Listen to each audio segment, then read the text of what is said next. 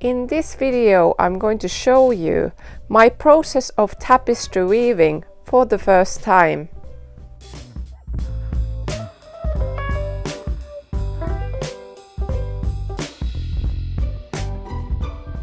Hi everyone, I hope you have been well. I took a few weeks off to do this new project I'm going to show you in today's episode. My name is Sini. I'm a fashion and textile designer, and in today's episode I'm going to show you how I make my first tapestry weave. Tapestry weaving is an ancient art form with intricate history. Even my grandmother used to make tapestries that are decorating our home walls. You can make beautiful wall hangings to decorate your home, and it's a great way to use any leftover yarns or fabrics you have from different projects. This project is great for any beginner weaver, so without further ado, let's get right into the video. I bought this beautiful loom online. I haven't done weaving since I was in university, and I've never actually done tapestry weaving before. And so I bought this beautiful lap loom online. You don't have to buy a loom. You can make it out of an old picture frame and some nails. You can find tutorials on the YouTube how to make it. And you can even make it from a cardboard if you want to. I've seen some people doing that as well. So first I need to warp the loom. I'm using this warping yarn. You need to use a yarn that doesn't have any stretch for the loom. So best things are like kitchen twine, or it's called butcher's twine as well, that you use in the kitchen to making roasts and things to tie up meat. So I start by knotting the first end on the warp.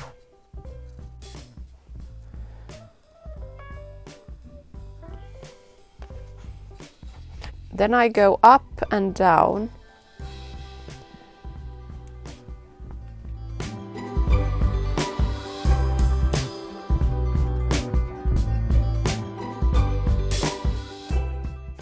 I have come to the other end now, and I need to make another knot here.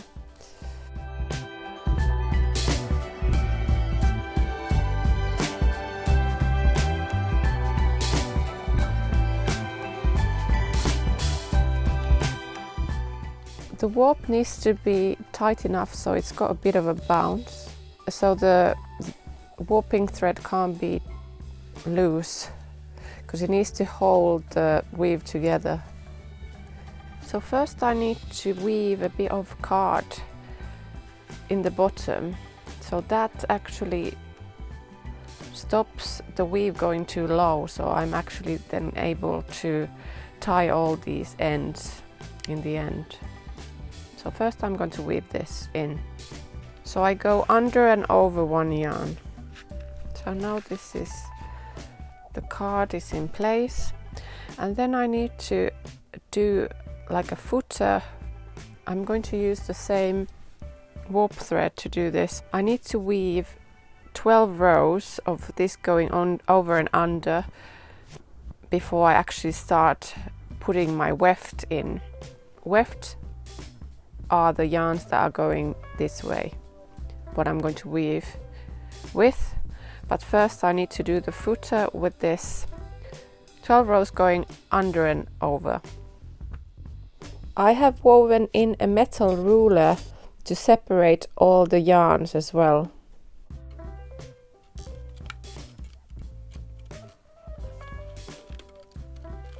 So I'm doing the footer 12 rows going under and over, and the other way I need to do the opposite way, so that creates the weave.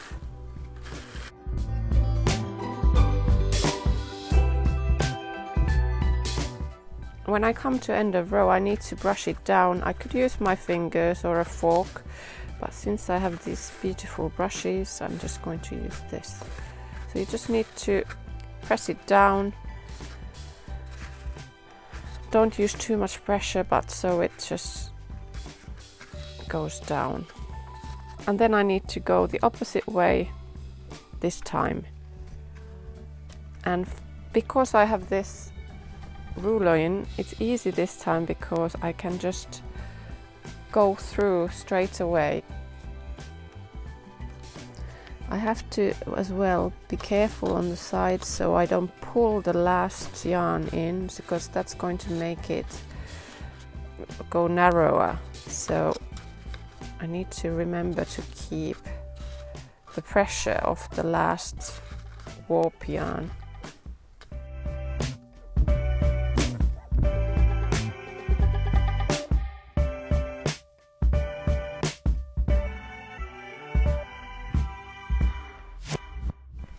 I need to leave my yarns loose on the side, so about 3 inches long, because they are just going to be finished on the back after weaving. So you just leave it on the loose on the side. These are the yarns I'm going to use for this project. So first I'm going to do the fringing, which is called the raya knots. I need to take 2 pieces of the warp thread, and I go under the second warp thread and I leave the end hanging, and then I take the other end of the fringing, I go under the first warp thread, so it creates this sort of loop, and then I pull my ends through that loop. And that's the knot. And that's it. I can always cut my fringing afterwards, so it's all nice and same length. So I'm going to do the rest of it and I'll show you what I've done. Now I have done this fringing, and I did 2 layers. So the one was the thicker layer of the paler color, and then I did this thinner layer on top. And I did the placement of the raya knots. I had to do an opposite pair to the bottom one, so it doesn't leave any holes. Now I'm going to do just some plain weaving, and I'm going to create a shape.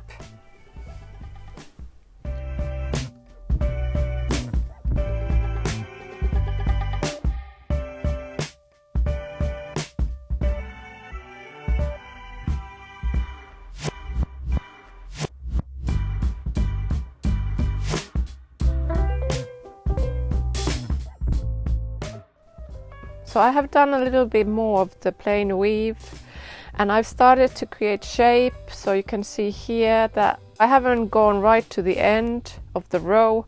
I've actually turned before, so I have been doing it gradually, so it creates this kind of a slanted edge. So now you can see I have created this shape, and I'm going to start creating another shape with another yarn. So I'm going to show you the progress of doing that. Next I'm going to do a looped pile, so I've done 3 rows of just plain. Next row I'm going to use a pencil to do the loops.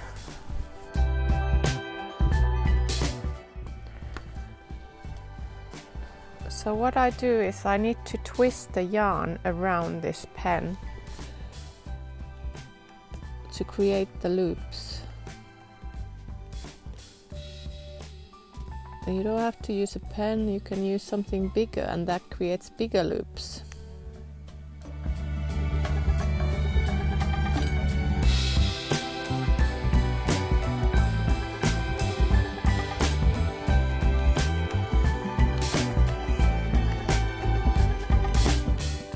So the pencil is in now. I do 3 rows of plain weaving again.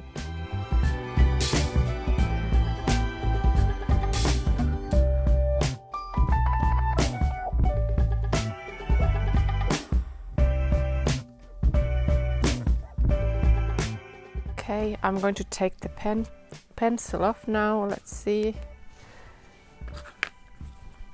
So it has created this loop effect. Now I'm going to do another row with the pencil, so I'll show you my progress after I've done more. So I've taken my weave home and I've done a bit more weaving. So I finished the loops here, and then I did this pink part, and I joined the pink part to the loops. So I was working with it so that every second row was the loops and every second was the pink.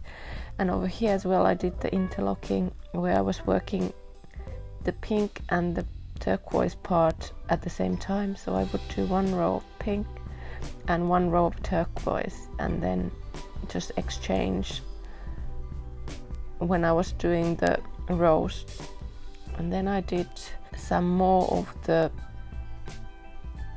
fringing here, and here I have done soumak, which is another technique.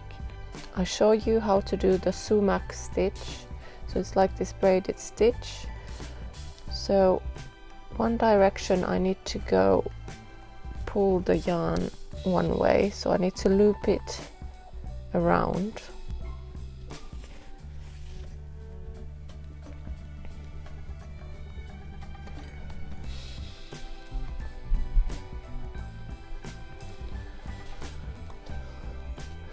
So it creates this braided look.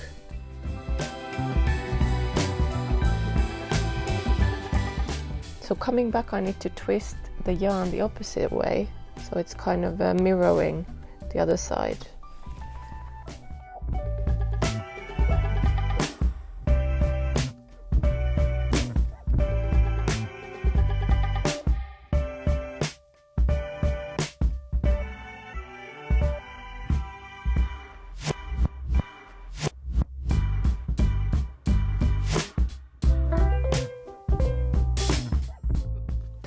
I'm back in the studio now, and I've made a bit more weaving, so I'll show you my progress with the tapestry.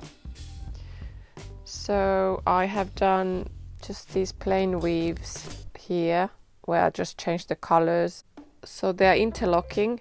So I have woven a row, every other row of different colors, so they are interlocking together.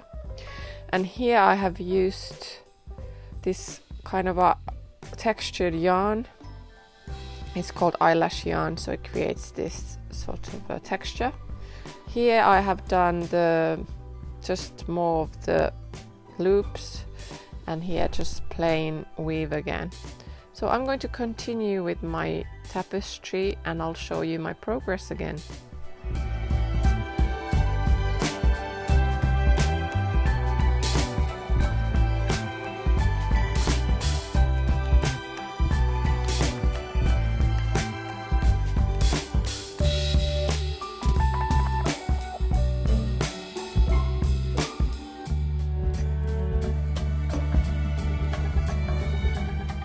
So the next stitch I'm going to show you is Egyptian knot, which is like this.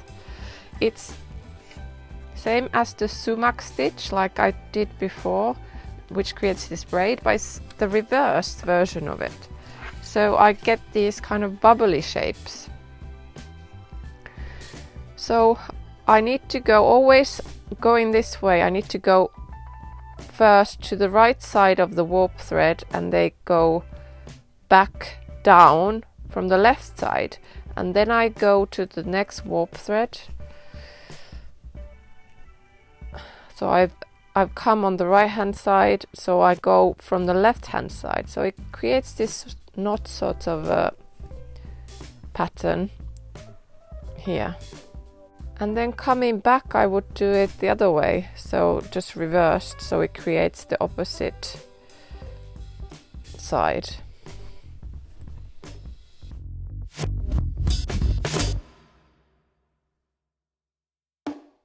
So now I'm coming back the other way, so I do the opposite way. So I first go to the left hand side of the yarn and then pull it through, and then go under two to the next one.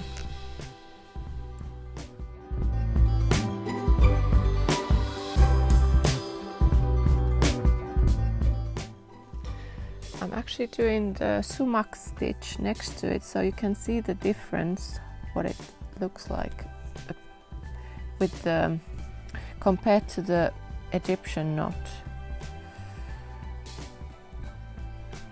So with the soumak I go from the right hand side and I go always on the over the top of the warp thread, and with the Egyptian knot I actually go under the warp thread, so that's why it creates a different texture.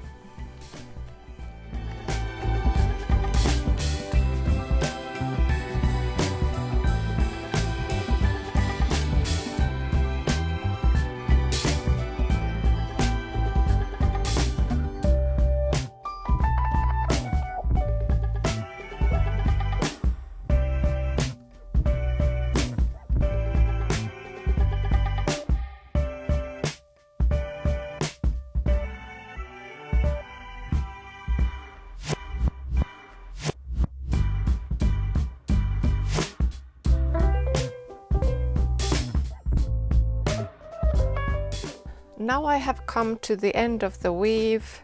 I have evened this edge here so it's straight, and now I need to finish the weave off with some of the butcher's twine again. So I do 12 rows on the top here.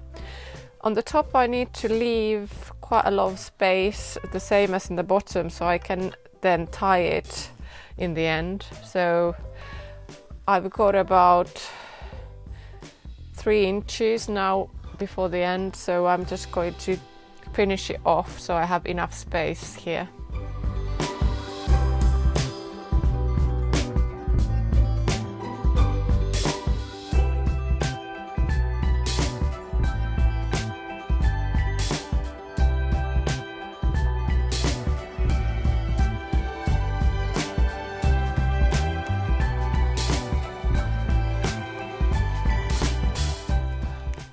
I have finished my weave now, so I've done the 12 rows of the twine in the end. And what I need to do now, before taking the weave off the loom, I need to tackle all these yarns from the back, so I need to finish them off now. I'm going to just finish the yarn ends off here. So the important thing is not to show it on the right side, just do it on the back side. So I need to just go through the neighboring weave and then I can just snip it off.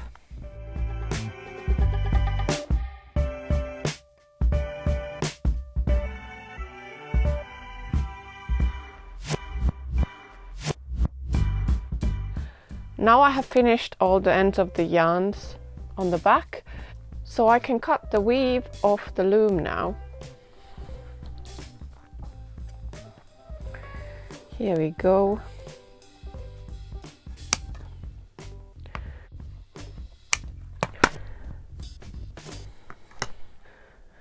So I need to go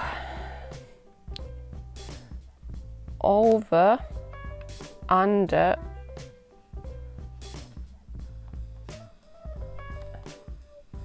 and down, over, under, and down.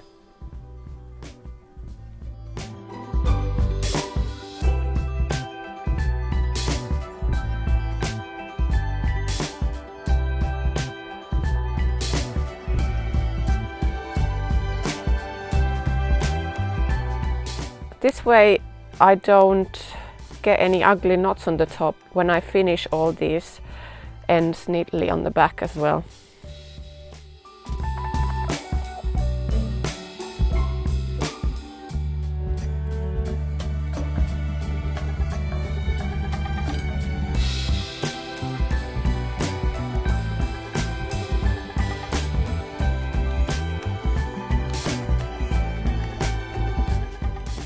So now I have come to the end. Yay! So I need to finish off all these ends on the back here. With the bottom, I can do the same thing as with the top, or I could just tie a knot because it doesn't really show on the front because of the fringing. So it's up to you really what you want to do, but the knotting it's much easier way. I finished these warp threads on the back of the weave, and I made a rookie mistake. I should have knotted them afterwards, so they would have been more secure as well.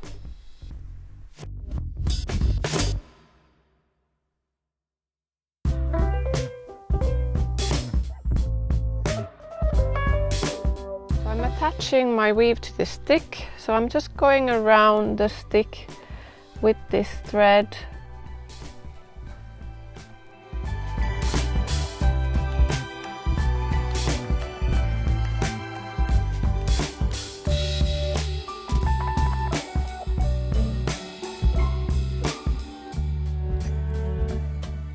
Ta-da! What do you think? Do you like my weave? I quite enjoyed this project, even though it was quite time consuming. Weaving is quite therapeutic and the mistakes are easy to correct. Please like my video if you liked my weave, and please subscribe to my channel for new content like this. Thanks for watching, and I'll see you next time with a new project. Bye!